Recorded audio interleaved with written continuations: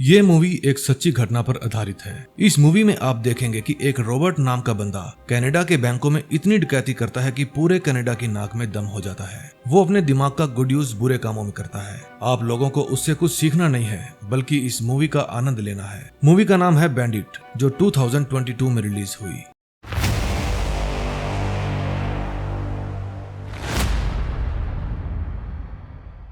ये घटना 12 जून 1988 लंदन में हुई थी। हम वहाँ एक ऐसे आदमी को देखते हैं जो अपने काम में बिल्कुल परफेक्ट है, यानी कि चोरी करने में। इस बंदे का नाम रॉबर्ट है और फिलहाल ये एक बैंक को लूटने आया है, वो भी एकदम शांति से। वो बैंक कर्मचारी को अपने पास पड़ा सारा कैश इस ब्रीफ केस में डालने को कहता है और इस तरह वो बिना किसी को चोट पहुंचाए बिल्कुल आराम से चोरी को अंजाम दे देता है। फिर वो अपने कपड़े किसी और को पहनाकर खुद सूट बूट पहनकर वहाँ से जाने लगता है।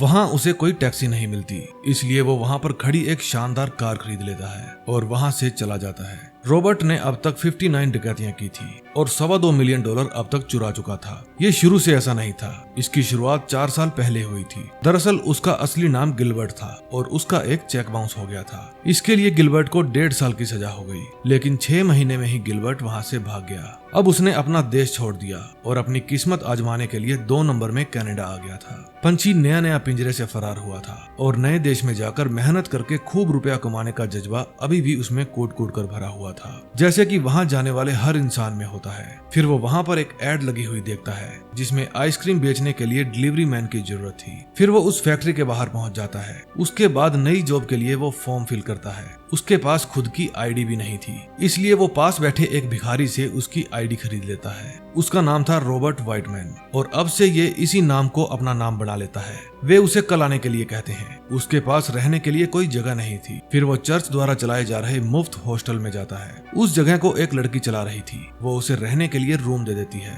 वो जब तक चाहे यहाँ पर रह सकता था। अब अगले दिन से उसकी रोजमर्रा की जिंदगी शुरू हो जाती है। सारा दिन आइसक्रीम बेचो और रात को हॉस्टल में जाकर सो जाओ। एक दिन जब वो काम पर जाता है तो उसे पता चलता है कि कंपनी ने उसे जॉब से निकाल दिया है, क्योंकि अब वे इनके बदले आइसक्रीम ट्रक रखना चाहते हैं। अमीर बनने का सपना अब टूट जाता है। फिर वो एक बार में ड्रिंक करने के लिए जाता है। जब वो ड्रिंक पी रहा था तो वो वहाँ पर टॉमी नाम के एक आदमी को देखता है। वो इस बार का मालिक था और हर तरह के काले धंधे सफेद तरीके से करता था। फिर गिलबर्ट हॉस्टल वाली लड़की से नजदीकियां बढ़ाता है। इस लड़की का नाम एंड्रिया था। वे एक होटल में खाना खाते हैं। वहाँ का बिल एंड्रिया पे करती है, क्योंकि उसे पता था कि इसके पास पैसे नहीं हैं। फिर वे दोनों साथ रहने का फैसला करते हैं। अब 8 महीने बीत चुके थे। सब कुछ ठीक चल रहा था। तभी वो न्यूज़पेपर में न्यूज़ देखता है कि वहाँ का प्रशासन उन लोगों पर सख्त हो गया है जो बॉर्डर क्रॉस करके या 2 नंबर में कनाडा आकर यहाँ रह रहे थे।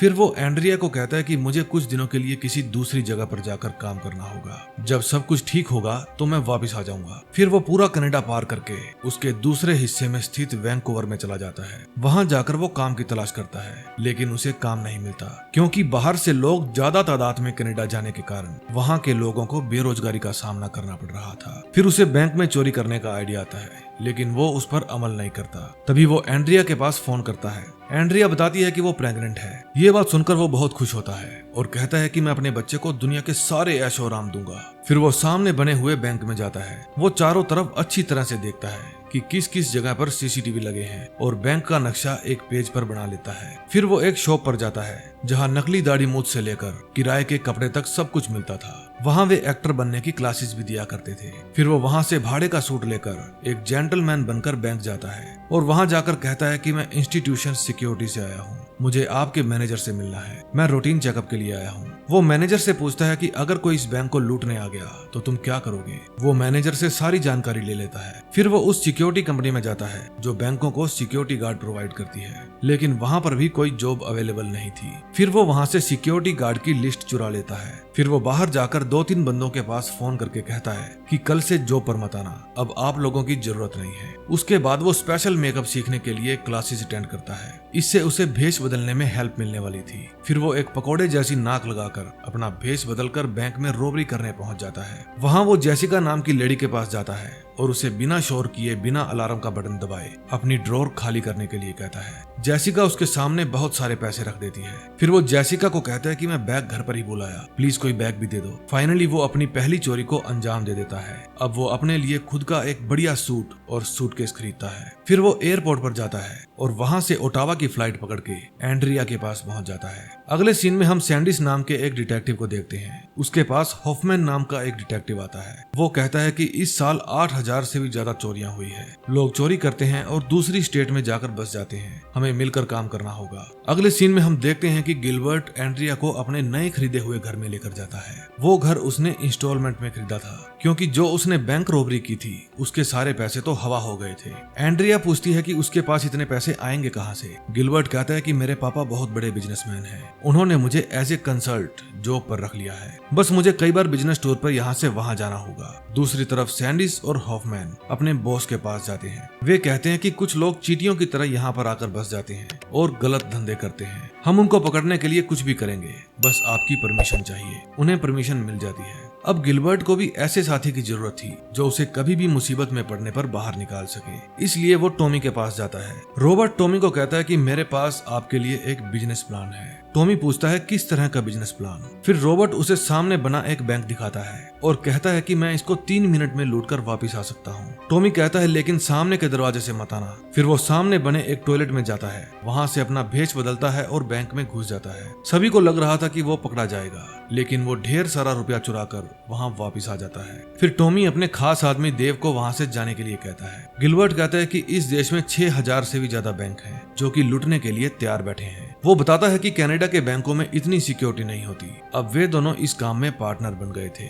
अब वो कनाडा के अलग अलग शहरों में जाकर अलग अलग बैंकों को लूटना शुरू कर देता है। वो बैंक की छोटी छोटी ब्रांच को लूटता है क्योंकि वहाँ सिक्योरिटी कम होती है। वो हर बार नया भेष बनाता है, बैंक लूटता है और खूब माल जोड़ लेता है। अब उसने नई कार भी ले ली थी। अब वो थोड़े मोटे हाथ मारने लगा था। उसे कभी भी टॉमी की जरूरत तो नहीं पड़ी, लेकिन एक पावरफुल दोस्त साथ होना हमेशा अच्छा होता है। अब उसने इतना माल लूट लिया था कि उसकी सेफ में जगह ही कम पड़ गई थी। उसका पार्टनर भी उससे बहुत खुश था क्योंकि उसे बिना कुछ किए खूब सारा रुपया मिल रहा था। लेकिन टॉमी के खास आदमी डेव को रॉबर्ट बिल्कुल भी पसंद नहीं था। फिर टॉमी कहता है कि तुम उसकी तरफ ध्यान मत दो, तुम जो कर रहे हो करते रहो, जल्दी करोड़पति बनोगे। फिर टॉमी उसे ज्वेलरी और हीरे चुराने के लिए कहता है, उसमें ज्यादा प्रॉफिट है। लेकिन रॉबर्ट कहता है कि मैं किसी आदमी को नहीं लूटता, इससे वो लाचार हो जाता है। मैं हमेशा बैंक लूटता हूँ, इससे किसी भी आम आदमी को कोई फर्क नहीं पड़ता। लेकिन टॉमी उसे एक ऐसी ज्वेलरी शॉप बताता है जहां उसे बहुत सारी महंगी ज्वेलरी मिलेगी। वो रॉबर्ट को गन भी देता है। दूसरी तरफ सैंडिस और हॉफमैन दोनों की नजर टॉमी पर थी। उन्हें पता था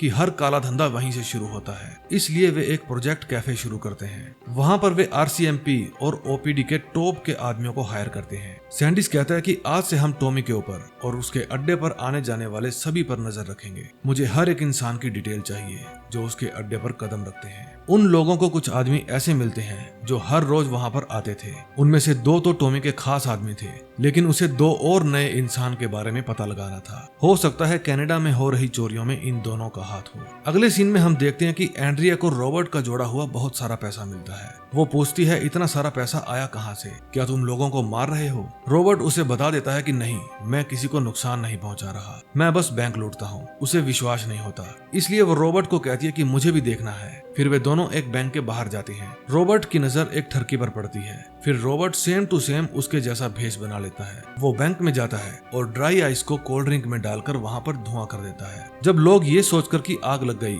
वे फायर ब्रिगेड को बुलाते हैं, तो गिलबर्ट उनके ही जैसा भेष बनाकर बैंक से बाहर निकलता है और आकर अपनी कार में बैठ जाता है। रॉबर्ट की इस परफॉर्मेंस पर एंड्रिया उससे इम्प्रेस हो जाती है। घर जाकर वो रॉबर्ट से वादा लेती है कि बैंक के अलावा कभी भी किसी को नहीं लूटोगे। मुझे बैंक से नफरत है क्योंकि वो लोगों को बर्बाद कर देते हैं। रॉबर्ट बार में हमेशा भेष बदल कर जाया करता था। इस बार जब वो बार के अंदर जाता है तो सैंडिस उसे देख लेता है। बार में वो टॉमी को कहता है कि मैं इस बार बड़ा हाथ मारने वाला हूँ। टॉमी कहता है तुम इस बार नशेड़ी को साथ ले जाना। इतने में वहाँ पर सैंडिस आ जाता है। रॉबर्ट टॉयलेट में चला जाता है। सैंडिस भी उसके पीछे पीछे टॉयलेट जाता है। जब रॉबर्ट अपने असली रूप में वहाँ से निकलता है तो सैंडिस समझ जाता है कि ये बहरूपिया है। अब की बार वे टॉमी के खास आदमी डेव को पकड़ लेते हैं। वे उससे उगलवा लेते हैं कि रॉबर्ट अब वैंकूवर में बड़ा हाथ मारने वाला है। वे वहाँ के हर बैंक पर नजर रखते हैं, लेकिन रॉबर्ट बैंक में नहीं एक मॉल के अंदर ज्वेलरी शॉप पर रॉबरी करने वाला था। बाय लक सैंडिस भी उस मॉल के बाहर ही खड़ा था। ज्वेलरी शॉप में रॉबर्ट और नशेड़ी दोनों चोरी को अंजाम दे देते हैं। सैंडिस को भी पता चल जाता है कि यहाँ पर चोरी हुई है, इसलिए वो उनको पकड़ने के लिए अंदर जाता है। नशेड़ी अपनी गन ज्वेलरी शॉप पर ही भूल जाता है। जब सैंडिस मॉल के अंदर उनका पीछा करता है तो देखता है कि वहाँ पर उनके ही जैसे बहुत सारे लोग घूम रहे थे। ये चाल रॉबर्ट ने पुलिस को गुमराह करने के लिए चली थी, लेकिन सैंडिस उन लोगों का पीछा करता है और उन्हें खुद को पुलिस के हवाले करने के लिए कहता है। रॉबर्ट कहता है कि जब तक चोर पकड़ा ना जाए वो चोर नहीं कहलाता, और वो वहाँ से बचकर भाग जाता है। अपना सूट बूट पहनकर वो एंड्रिया को फोन करता है, अपनी पैकिंग कर लो, हमें आज रात ही वहाँ से निकलना होगा। लेकिन जब वो घर जाता है तो देखता है कि एंड्रिया की डिलीवरी का टाइम आ चुका था। अब वो उसे हॉस्पिटल लेकर जाता है। वहाँ एंड्रिया एक लड़की को जन्म देती है। जब रॉबर्ट एंड्रिया के पास हॉस्पिटल में था तो रात को उनके घर पर पुलिस छापा मारती है, लेकिन घर तो पूरी तरह से खाली था। उनके हाथ कुछ भी नहीं लगता। रॉबर्ट जब करोड़ों की ज्वेलरी को ठिकाने लगाने में लगा था, उस समय पुलिस नशेड़ी की छोड़ी हुई बंदूक को ट्रेस करने में लगी थी। अब वे पेम्ब्रोक ओंटारियो में घर ले लेते हैं, जो ओटावा से 90 मील नॉर्थ की साइड था। अब नया शहर, नई पहचान, उसे कोई भी वहाँ पर नहीं जानता था। अब 8 महीने बीत जाते हैं, सब कुछ एकदम ठीक चल रहा था। तभी दरवाजे पर टॉमी की दस्तक होती है। वे दोनों बाहर बैठकर बियर पीते हैं। रॉबर्ट पूछता है कि तुम यहाँ पर कैसे आए? टॉमी कहता है मैं तुम्हारा हाल चाल जानने के लिए आया हूँ। दरअसल वो रॉबर्ट को इशारा करने के लिए आया था कि वापस काम पर जाने का समय आ गया है। उसके जाने के बाद जब रॉबर्ट अपनी तिजोरी देखता है तो वो नोटिस करता है कि उसके पैसे अब खत्म होने वाले हैं। रात को उसकी वाइफ कहती है कि तुमने मुझसे प्रॉमिस किया था कि ये काम कभी नहीं करोगे। रॉबर्ट कहता है कि मुझे कुछ तो करना होगा। सुबह जब एंड्रिया उठती है तो देखती है कि रॉबर्ट घर पर नहीं था। घर के बाहर पुलिस घात लगाकर बैठी हुई थी। उनको पता था कि लंबे टाइम से चोरी नहीं हुई है, अब वो चोरी करने वाला है। तभी सैंडिस की नजर एक लोकल न्यूज़पेपर पर पड़ती है, जिसमें एक रीजनल एयरपोर्ट की एड छपी हुई थी। फिर वो अपने साथी को कहता है, हो सकता है कि वो प्राइवेट प्लेन यूज करता हो, तभी वो आज तक हमारे हाथ नहीं लगा। फिर वे उस एयरपोर्ट पर जाते हैं। उन्हें पता चलता है कि वो लंदन में गया है, और जब वे लंदन पहुंचते हैं तब तक वो वहां पर चोरी को अंजाम दे चुका था। फिर वे उस चोरी वाली जगह पर जाते हैं और उन्हें पता चल जाता है कि ये काम उसी ने किया है। वे चाहते तो उसे वहीं पर अरेस्ट करवा सकते थे, लेकिन ऐसा करने पर सैंडिस और हाफमैन दोनों को कोई फायदा नहीं होने वाला था, इसलिए वे वापस उसे कनाडा जाने देते हैं। एयरपोर्ट पर उसकी वाइफ उसे लेने आती है। वो फिर से ये काम करने पर उससे नाराज थी, लेकिन तभी वहाँ पर बहुत सारी पुलिस आ जाती है। सैंडिस और हाफमैन भी उसके पीछे पीछे वहाँ पर पहुँच चुके थे। उसके घर पर रेड डाली जाती है, लेकिन वहाँ पर कुछ नहीं मिलता। सैंडिस रॉबर्ट को मिलने जाता है और कहता है कि अब तुम्हारे लिए एक डील है, तुम हमारी टॉमी को फंसाने में हेल्प करोगे, बदले में हम तुम्हारी सजा कम करवा देंगे। रॉबर्ट कहता है वो बिजनेसमैन है, तुम उसका कुछ नहीं बिगाड़ सकते। फिर वहाँ उससे एंड्रिया मिलने आती है। वो उससे नाराज थी क्योंकि अब तक उसने अपना असली नाम उसे नहीं बताया था। फिर वो अपनी वाइफ को सॉरी बोलता है और कहता है कि तुम मुझे छोड़कर कहीं दूर चली जाओ, लेकिन एंड्रिया मना कर देती है। अगले दिन उससे उसका दोस्त टॉमी मिलने आता है। टॉमी कहता है कि सॉरी दोस्त, वे मुझे ट्रेस करके तुम्हारे घर तक पहुंच गए, तुम मेरे बारे में उनको बता दो, उम्मीद है कि तुम्हारी सजा आधी रह जाएगी। लेकिन रॉबर्ट कहता है कि मैं चीजें इस्तेमाल करता हूँ, दोस्तों को नहीं। टॉमी कहता है तुम एक सच्चे दोस्त हो। अब रॉबर्ट को 20 साल की सजा सुनाई जाती है। ये सुनकर उसकी वाइफ उदास हो जाती है। अब कुछ महीनों के बाद एंड्रिया दूसरी बेटी को जन्म देती है और फिर उसके 2 साल बाद उन दोनों का डिवोर्स हो जाता है। 1992 में डिटेक्टिव धूम्रपान करने वालों के खिलाफ एक टीम में शामिल हो गया था और उसने टॉमी को 8 साल की सजा करवा दी। 2001 में गिलबर्ट जेल से रिहा हो गया and he is currently a free man working as a truck driver. वो अब भी अपने दोनों बेटियों के संपर्क में है। और अंत में हमें बताया जाता है कि जब एक प्रेस रिपोर्टर ने गिलबर्ट से सवाल किया कि क्या आप बिना मुस्कुराए ये बता सकते हैं कि आपके पास कितना रुपया बचा है, तो गिलबर्ट कहता है कि मैं बिना मुस्कुराए भी और मुस्कुरा कर भी आपको दोनों तरीके से ही बता सकता हूँ कि आज मेरे पास एक भी रुपया नहीं बचा है। कनाडा के इतिहास में गिलबर्ट के नाम लगातार सबसे अधिक डकैतियां करने का रिकॉर्ड है। अंत में मैं एक ही बात कहना चाहता हूँ, हर बुरे काम का नतीजा बुरा ही होता है, इसलिए सिर्फ मेहनत करें, क्योंकि कभी भी शॉर्टकट आपको उस मुकाम तक नहीं ले जा सकती जहां आप अपनी मेहनत के दम पर पहुंच सकते हो। मूवी पसंद आई हो तो वीडियो को लाइक करें और चैनल को सब्सक्राइब करें। आप एक प्यारा सा छोटा सा कमेंट करेंगे तो मुझे खुशी होगी, मैं आपके कमेंट का जवाब दूंगा। मिलते हैं नेक्स्ट वीडियो में, टिल देन बाय बाय।